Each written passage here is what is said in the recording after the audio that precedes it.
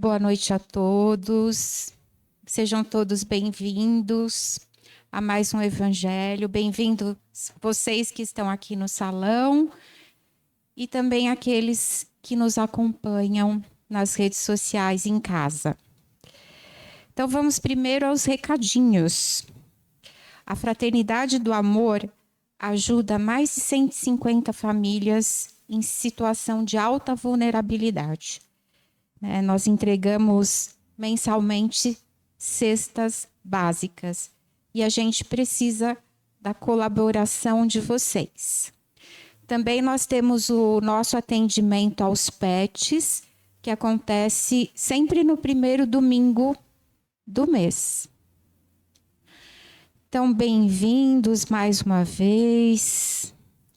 Vocês que estão em casa, já separem a água para que ela seja fluidificada. Vocês também poderão colocar os nomes para as vibrações. E agora nós vamos nos preparando para efetuarmos mais um evangelho.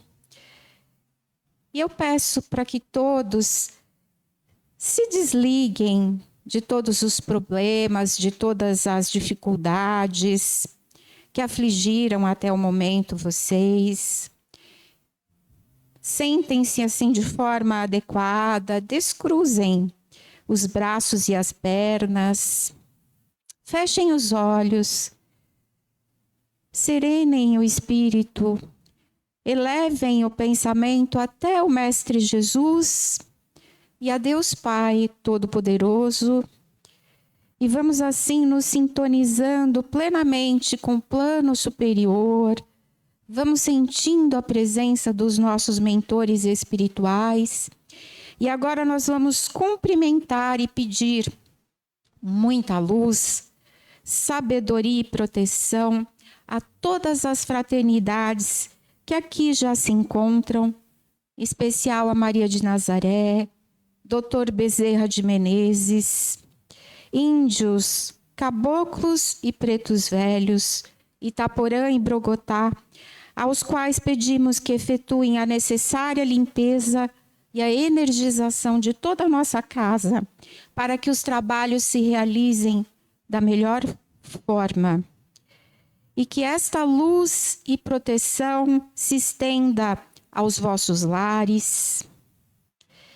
E assim, unidos em um só coração, certos da presença de Jesus, pedimos licença para iniciarmos o evangelho desta noite. O tema de hoje é o óbolo da viúva. E nós vamos encontrar este ensinamento no capítulo do evangelho, que a sua mão esquerda não saiba o que faz a mão direita. E para que nós possamos estudar as passagens do evangelho do Marcos e de Lucas, que citam essa história, nós precisamos primeiro entender o significado de óbolo e de gasofilácio. O que é o óbolo? O óbolo era uma moeda da antiga Grécia e no texto tem um significado de esmola. E gasofilácio era o nome dado à caixa de esmolas que ficava na entrada dos templos. Então, o óbolo, esmola, gasofilácio, a caixa de esmolas. E eu vou ler agora o trecho do Evangelho de Marcos e de Lucas. E estando Jesus assentado de fronte de onde era o gasofilácio, a caixa de esmolas, observava ele de que modo deitava o povo ali o dinheiro. E muitos que eram ricos deitavam com a mão larga. E tendo chegado uma pobre viúva, lançou 2 pequenas moedas de pouco valor. E convocando seus discípulos, disse Jesus: na verdade, vos digo que mais deitou esta pobre viúva do que todos os outros que deitaram no gasofilácio. Porque todos os outros deitaram do que tinham na sua abundância, Porém, esta deitou da sua mesma indulgência tudo o que tinha e tudo o que lhe restava para o seu sustento. Então, Jesus quis dizer com esse ensinamento que a esmola do pobre, que dá privando-se do necessário, pesa muito mais na balança de Deus do que o ouro do rico, que dá sem se privar de coisa alguma. E esta passagem, ela é uma grande lição sobre a caridade. Porque, na verdade, a gente não pode fazer todo o bem que o mundo precisa, mas o mundo precisa de todo o bem que eu possa fazer. E os evangelhos, eles assim descrevem encontros belíssimos, né, e tão atuais. Será, eu pergunto para vocês, que outros encontros existiram e não foram relatados? Com certeza, né? Quantos anônimos se encontraram com o divino amigo e continuam se encontrando hoje, né?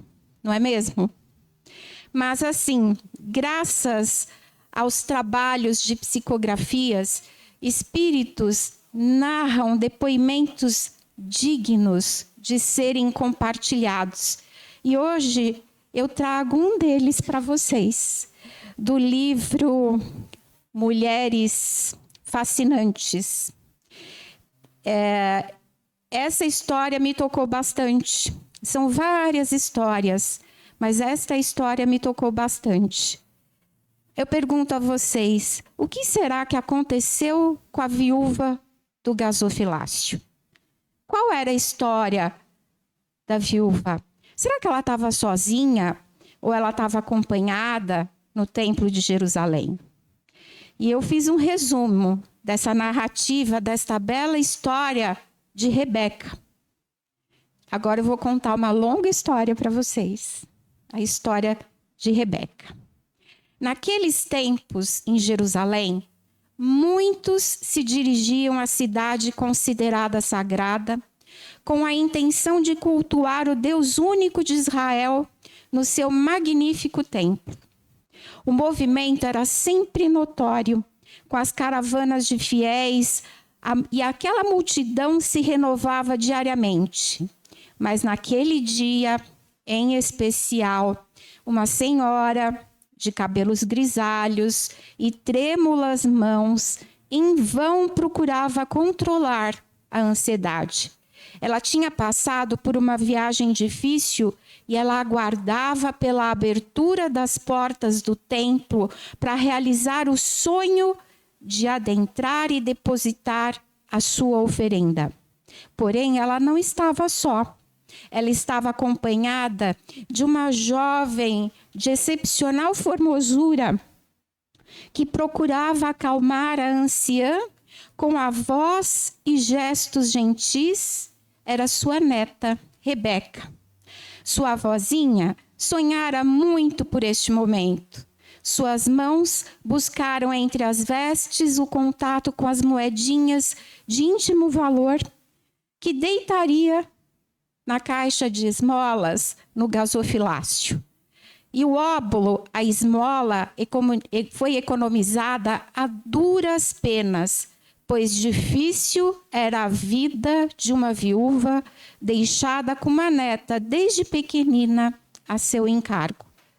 Os portões do templo foram abertos e curiosos acompanhavam a costumeira movimentação. Um homem de elevada postura e brandos gestos e olhar também observava e viu quando a anciã e a mocinha subiram os degraus. A senhora aprumou-se, dispensou a ajuda da neta e aproximou-se sozinha do receptáculo das oferendas, onde depôs as moedinhas cuidadosamente retiradas das vestes. O homem, sempre atento, fez do gesto da pobre viúva uma das grandes lições do Evangelho. este homem que observava a anciã e a mocinha era Jesus. E o que será que aconteceu depois? Essas duas mulheres, elas se misturaram aos demais fiéis, só que era impossível retornar à casa delas no mesmo dia, pelo cansaço não só dos animais, como também dos humanos, e todos dirigiram-se à hospedaria, com exceção da idosa e da mocinha, que acomodaram-se em uma carroça. E ali elas passaram a tarde e a noite, pois elas não dispunham da quantia necessária às despesas da estalagem.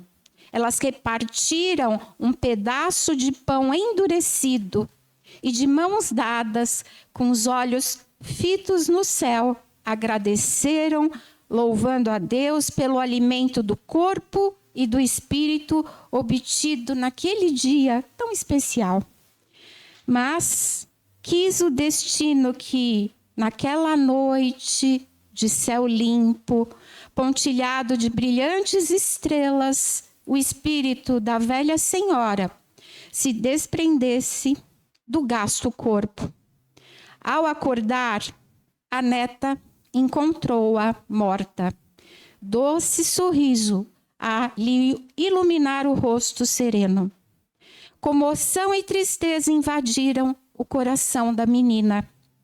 Os serviços fúnebres foram rápidos, acompanhados por alguns dos integrantes da caravana e pela bela jovem desolada.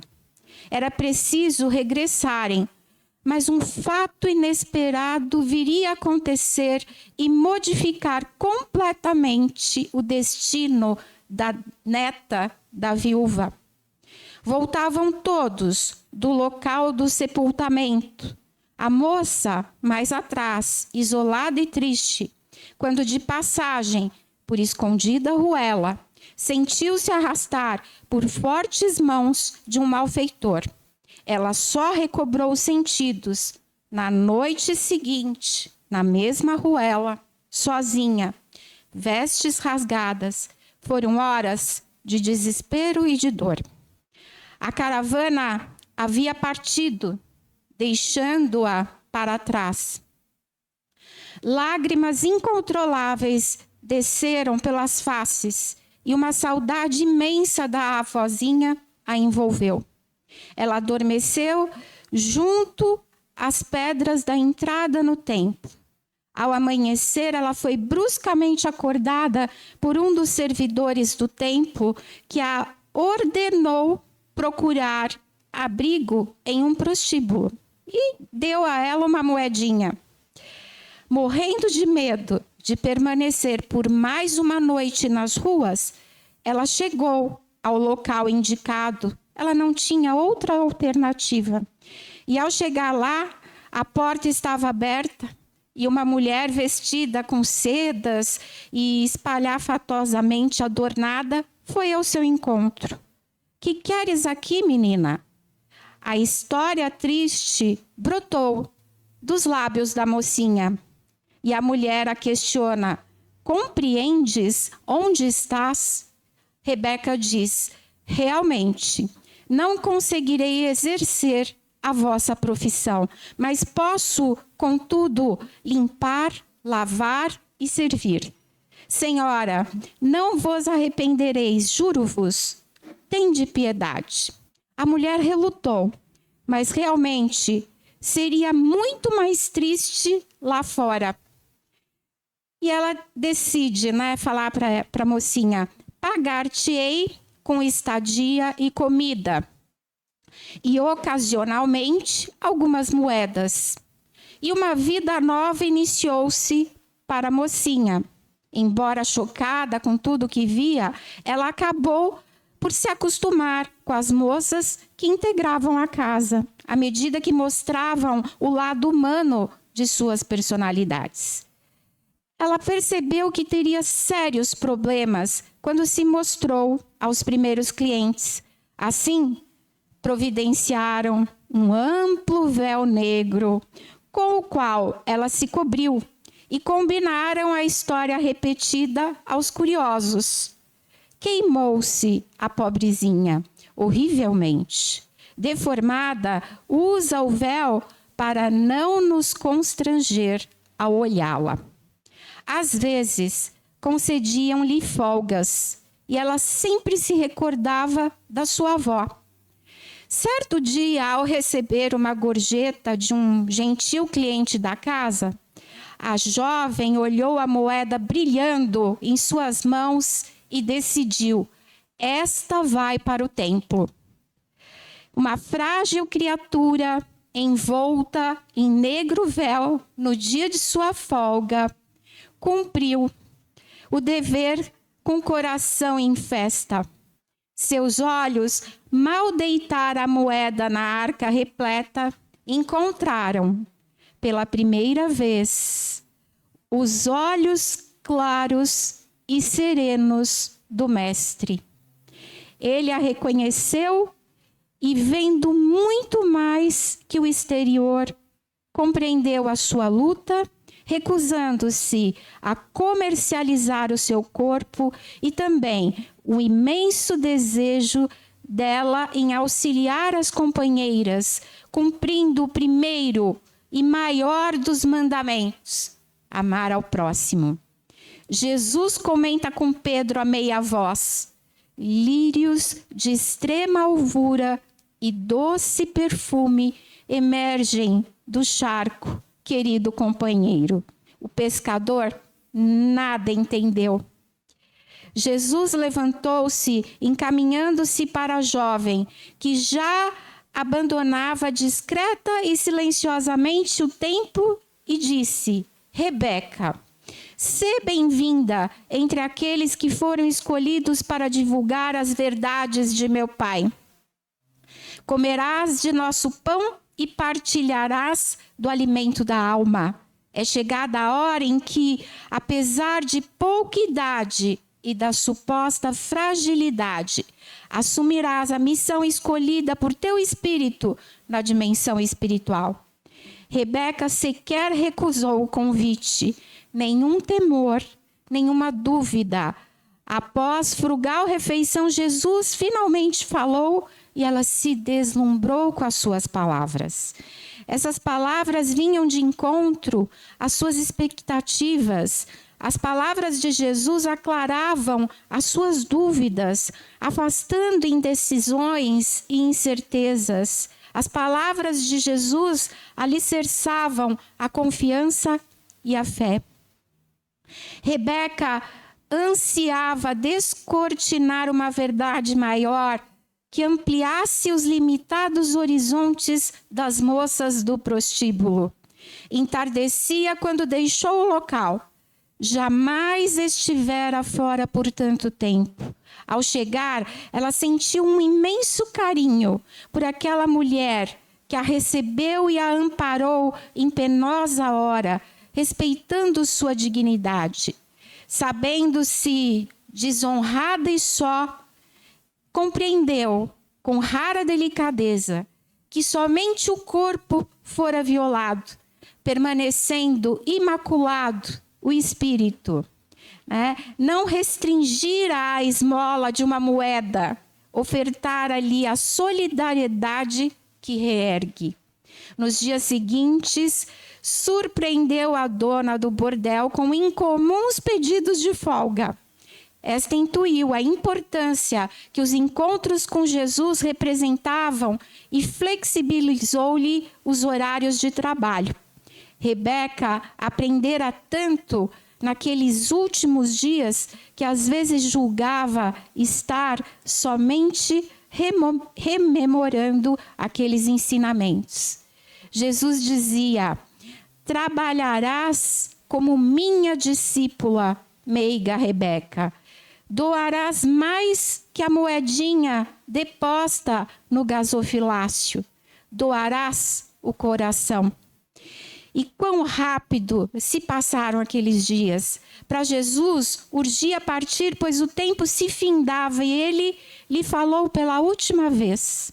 Está quase chegada a hora em que o Filho do Homem concluirá sua missão sobre a terra, cumprindo os desígnios a que veio. Não mais me verás como encarnado, mas nem por isso deixaremos de estar juntos, ligados pelos pensamentos e pelas profundas afinidades vibracionais. Quando em definitivo me for, o que não se dará na hora de minha morte, mas tempos depois, terei colocado em mãos responsáveis a continuidade da obra e confiarei em todos os meus amados para prosseguir carregando o estandarte glorioso da verdade e do amor incondicional. Tu és uma das eleitas. Confia, ama e segue adiante sempre, minha irmãzinha. Cumpriram-se as profecias do amigo. Crucificaram-no. E certa noite, o bordel recebeu soldados e um importante oficial do Império Romano. Rebeca também recebeu a especial e ingrata incumbência de prover a mesa de iguarias. O coração opresso alertava para se ocultar. Todavia, era impossível fugir às ordens recebidas. Os romanos chegaram e Rebeca escuta de um oficial que Jesus havia ressuscitado. Olhando o oficial que pronuncia as palavras sobre Jesus, seu coração disparou. Ela estava tão distraída que sequer notou a forte mão a lhe estender a taça vazia. Irritado com a atitude da serva, o oficial exclamou: "Estás a dormir, criatura? Acordar-te-ei." Num gesto rápido, sentiu o longo e negro véu ser arrancado de sua cabeça e a luz das inúmeras velas incidir em cheio sobre o rosto que protegia com tamanho zelo. Ora, então não és feia, disse o oficial romano, que ficou fascinado pela beleza de Rebeca e a todo custo quis possuí-la. A proprietária tentou poupá-la, dizendo que Rebeca não recebia homens, que a sua história era muito triste, que a deixou viver lá para que ela não ficasse ao relento das ruas. E o romano disse: "Ótimo, se ela não faz parte dos negócios, melhor, pois a levarei comigo." E levantando o corpo leve da moça nos braços, com ela saiu do prostíbulo e a levou para sua casa. Fortes emoções envolviam a moça. Ele lhe agradava. Ela tinha a sensação de conhecê-lo. Como lhe explicar a Jesus sobre outras vidas, ela deduziu. Provavelmente o conhecia de uma existência anterior. Ele era um homem bom, justo, e ele justificou sua atitude, dizendo: "Eu não fui o único a ver o seu semblante perfeito, que não ostenta queimadura alguma. Não me interessasse eu e outros o fariam, e aquela mulher seria impotente para frear soldados bêbados. Assim, dos males, o menor, trazer-te comigo foi a solução." Rebeca não cedeu às intenções do rapaz. Os dias foram passando e a instintiva postura de repúdio, a rejeição da bela judia, foi substituída pela admiração. Pensava, seguramente tratava-se de uma mulher incomum, alguém que preferia o trabalho duríssimo às fáceis vantagens que sua beleza lhe conferiria. Escondera sob véus a formosura para salvaguardar a honra. Ambos estavam apaixonados, mas 2 segredos a jovem guardava cuidadosamente: a agressão de que fora vítima e que invalidava-a para relacionamentos sérios, para o casamento, e o segundo segredo, luz a lhe nortear os passos, os dias que compartilhara com Jesus, abraçando-lhe a causa redentora e sua luminosa missão. Passaram-se 90 dias que Rebeca estava na casa do jovem romano, quando foi pedido em casamento, pois ele não podia recusar uma importante promoção e ele precisava retornar para Roma em apenas 7 dias. Imensa luta travou-se no coração de Rebeca. Poderia omitir a desgraça que a atingira, porém, como construir uma relação sólida sobre enganos e mentiras? Além do mais, o fato somente maculou a matéria indefesa e inconsciente, jamais o espírito. Contou tudo para o seu amado. Fechou os olhos e acrescentou que pertencia àqueles que acreditavam no Nazareno e que seguiam sua doutrina de amor. O jovem romano ficou atordoado, ponderou, pensou. Ela sequer teve condições de se defender. No prostíbulo, defendeu suas convicções e, resoluto, disse a Rebeca: não falaremos mais isso, meu amor. Voltarei a Roma casado. Nenhuma menção a Jesus. A jovem também se calou. Em Roma, Rebeca constatou com desagrado e espanto os depravados costumes e se indagava mentalmente sobre as maneiras de levar a efeito o compromisso assumido com Jesus. Era impossível não notar as desigualdades, injustiças e as crueldades resultantes do orgulho, da vaidade e do egoísmo do povo romano. E ela se questionava: o que fazer? Como posso ajudar efetivamente? O esposo, embora bondoso e justo, jamais lhe permitiria falar de Jesus, e Rebeca silenciou para não tumultuar a paz doméstica. Mas como que atraídos por uma luminosa chama, os necessitados começaram a buscar Jesus, e ela lhes concedia o pão material e o pão espiritual, tudo sem alarde, sutilmente, respeitando os desejos do esposo muito amado, serenamente levando as palavras do doce Rabi sem nominá-lo, mas sempre ele a norteá-la. O companheiro, constatando a fila de carentes, abria generosamente os cofres, recomendando apenas comedimento e equilíbrio. Dizia ela: cuidado com os seguidores de Jesus. O Estado os vê com péssimos olhos e nós não queremos confusão. Rebeca calava, compreendendo os temores do marido, mas o seu coração doía. Mas ela pensava assim: um dia, não importava quanto demorasse, ele se renderia ao crucificado Nazareno. Os anos se passaram, vieram os filhos. Eles cultuavam os deuses e nomes familiares, respeitando a crença paterna. Mas a mãe lhes repassava o que aprendera com Jesus, embora guardasse oculto o nome do Mestre. Que importava se os seus filhos não soubessem o nome daquele que lhe modificara a existência, desde que seguissem seus ensinamentos? Assim conduzia as tarefas beneficentes, difundindo as palavras do Nazareno de permeio com alimentos e remédios.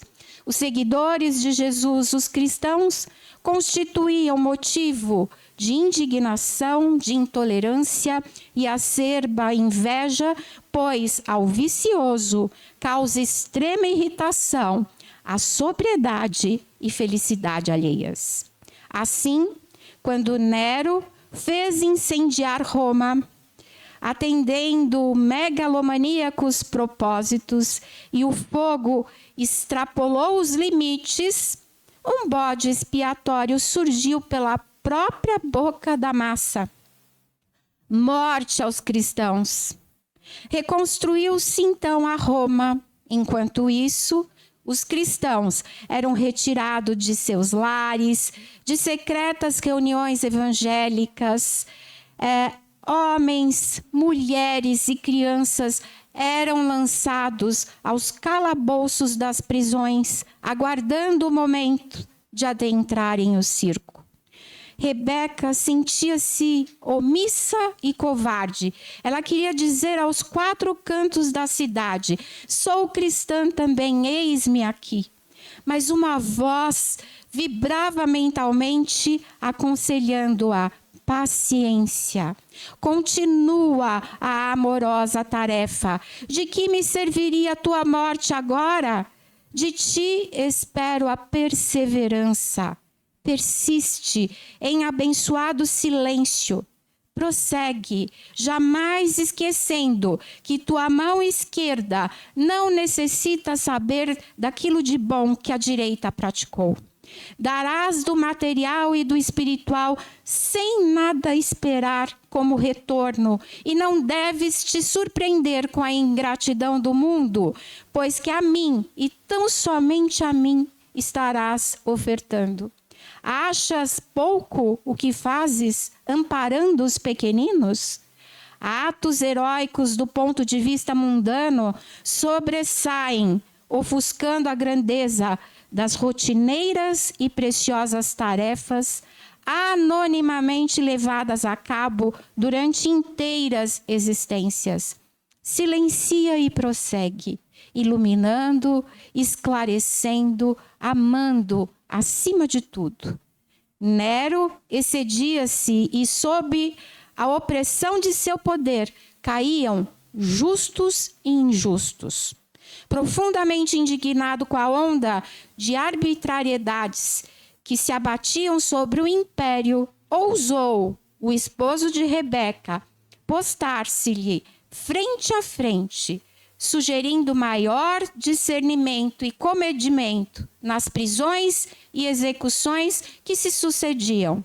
A sinceridade custou ao senador a prisão. De sua cela, ele ouvia ao longe ruídos de vozes e lamentos, que certamente vinham dos locais onde encarceravam os cristãos destinados ao circo romano.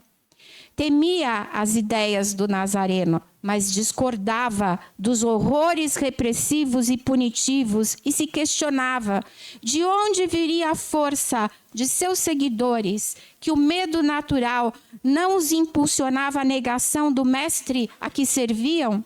Refletia: o que seria dos seus? Lembrou-se da esposa. Estavam juntos há 30 anos. Ao arrancar o escuro véu que protegia a bela jovem serva do prostíbulo, em Jerusalém, apaixonara-se. Primeiramente, por sua beleza estonteante, e depois por uma beleza maior, a beleza do espírito, que o conquistara definitivamente. E repentinamente localizou na memória uma frase do passado: pertenço àqueles que acreditam no Nazareno e seguem sua doutrina de amor. Estranho medo afligiu-lhe o coração, e o romano falava consigo mesmo: estais a ver perigos onde não existem. Ela não é cristã. Se fosse, vós saberíeis. Bom, sua atenção concentrou-se na cela em frente. Quem seria o maltratado personagem que teria serenidade para escrever naquele local terrível? Foi então que o homem levantou e tranquilamente abriu a porta e dirigiu-se à sua cela dizendo: vinde, somos esperados. Chegaram nas masmorras que abasteciam o circo romano. Homens, mulheres e crianças comprimiam-se nos grandes espaços. Vozes amorosas saudavam-no: Paulo, Paulo. As primeiras palavras do pregador, a reação instintiva do senador romano foi recuar. Mas os preconceitos caíram por terra. Aquele Jesus evitado e incompreendido, ele era justo e sábio. Ele queria saber mais sobre Jesus. Invejou os que teriam conhecido pessoalmente.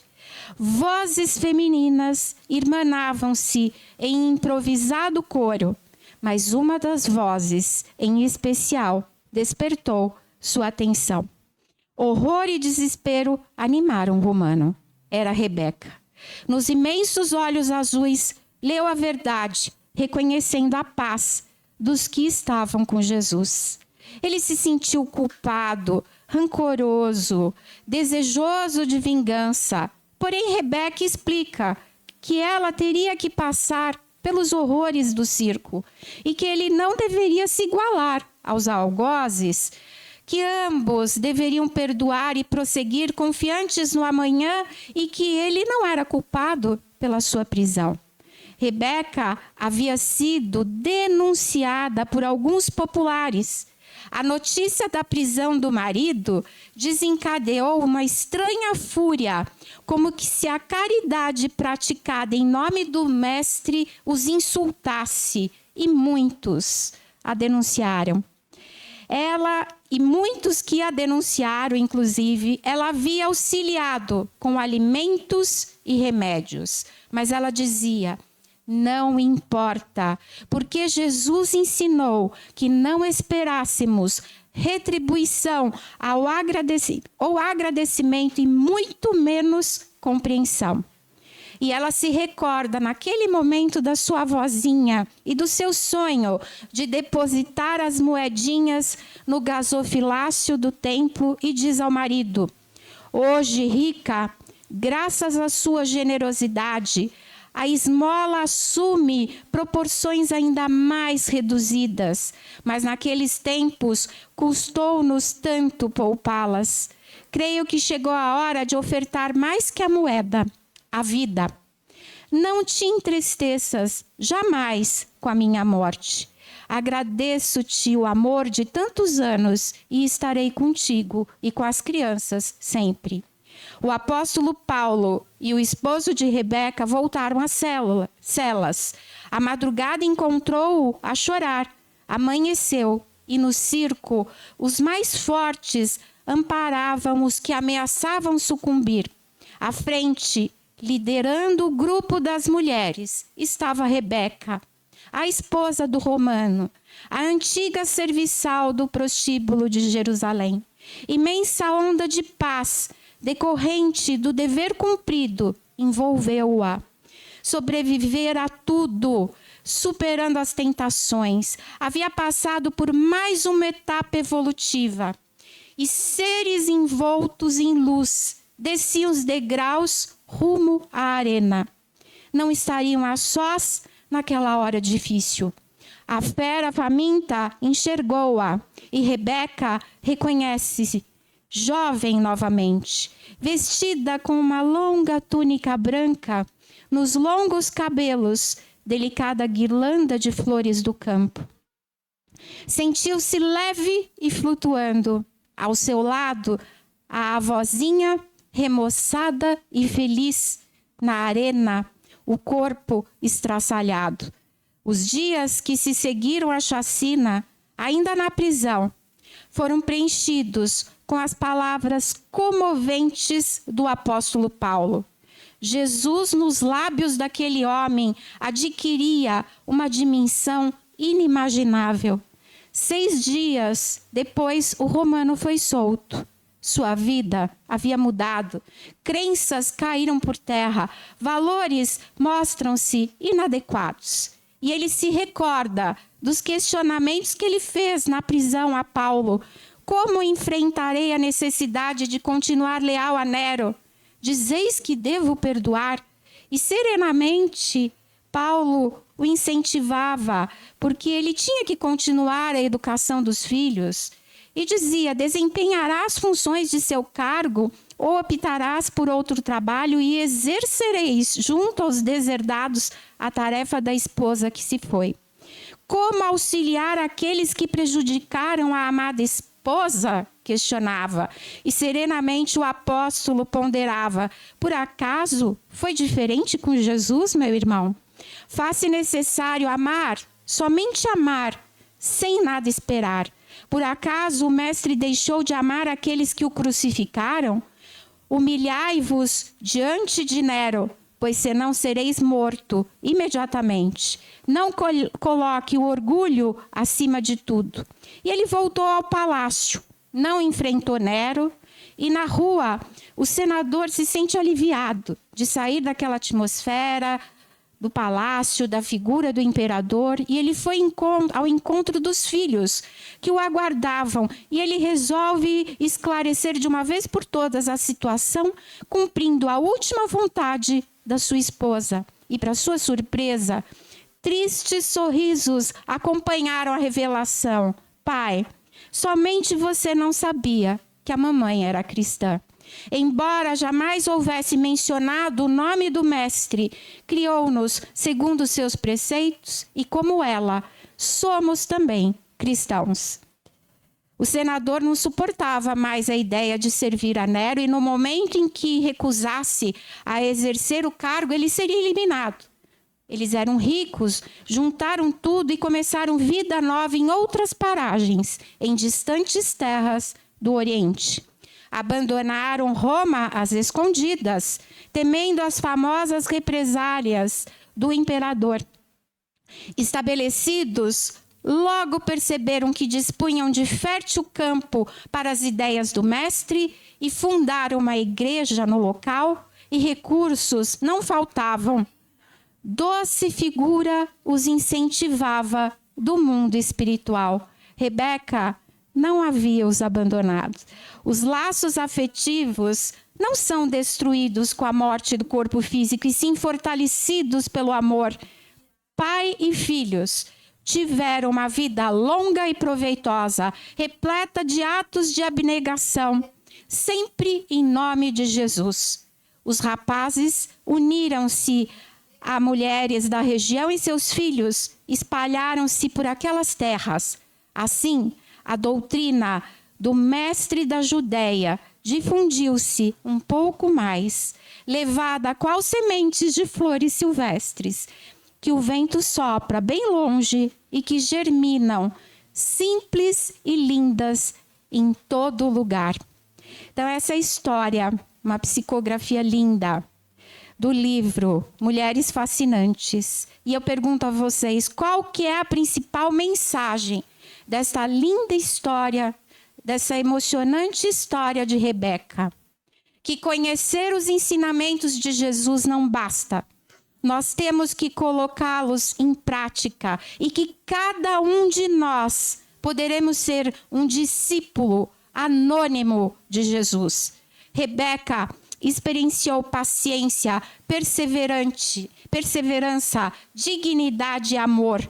Rebeca nos mostrou que é possível fazer muito quando fazemos aquilo que está ao nosso alcance. Rebeca fez o bem sem ostentação, não importando a quem, e recebeu em troca a ingratidão, vivenciando um dos mais difíceis ensinamentos de Jesus, o perdão de seus ofensores. E é assim que nós conhecemos a história anônima de Rebeca e de sua avó. E agora nós vamos nos preparar para as vibrações.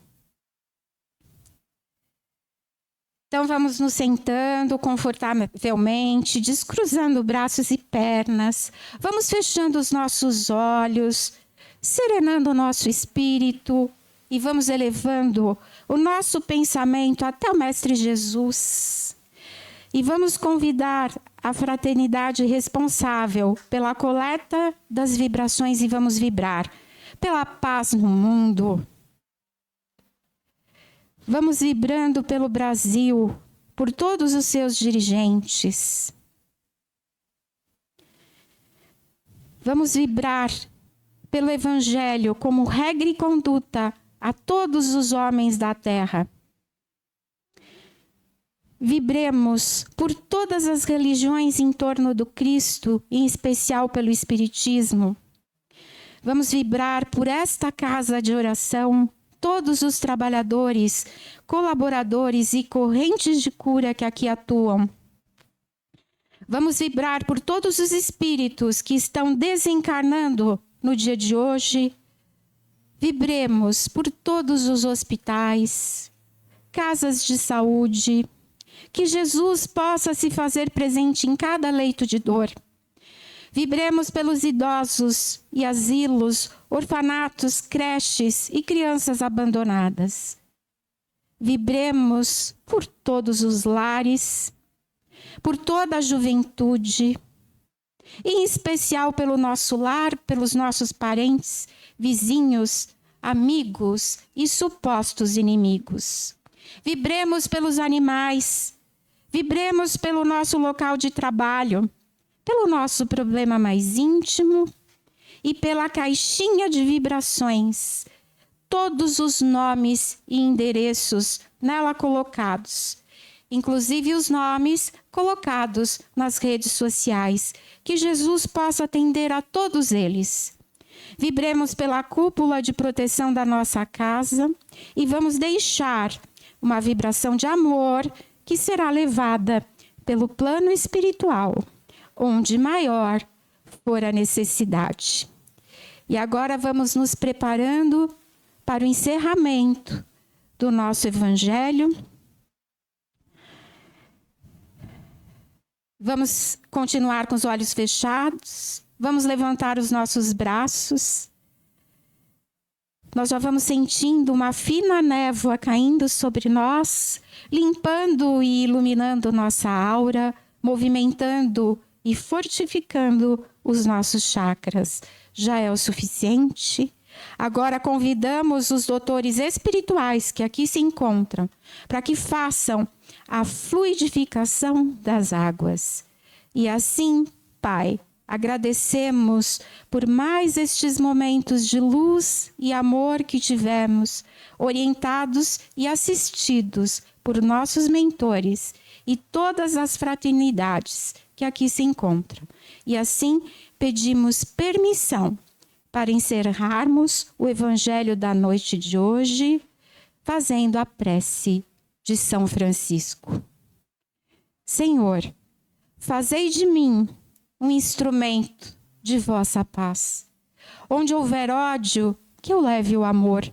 Onde houver ofensa, que eu leve o perdão. Onde houver discórdia, que eu leve a união. Onde houver dúvida, que eu leve a fé. Onde houver erro, que eu leve a verdade. Onde houver desespero, que eu leve a esperança. Onde houver tristeza, que eu leve a alegria. Onde houver trevas, que eu leve a luz. Ó Mestre, fazei que eu procure mais consolar que ser consolado, compreender que ser compreendido, amar que ser amado, pois é dando que se recebe, perdoando que se é perdoado, e é morrendo que se vive para a vida eterna. Graças a Deus. Que todos tenham um ótimo, excelente tratamento e que voltem em paz para casa. Boa noite.